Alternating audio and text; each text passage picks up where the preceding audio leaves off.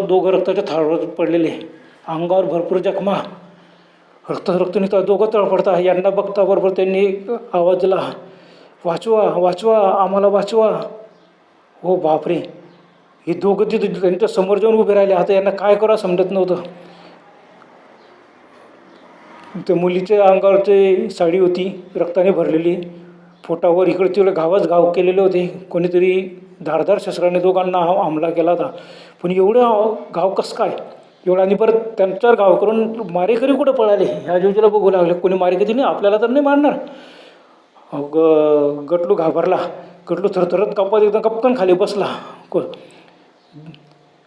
ते दोघं ओरडत होते. बावडूने पाहिलं, नाही नाही वाचवा, आम्हाला वाचवा. आता गटलूला सांभाळायचं का त्यांना वाचवायचं? ते तर दोघं जबरदस्त रक्ताने भरलेले, जखमी आहेत. त्यांच्या पोटात वगैरे इतके वार केलेले आहेत.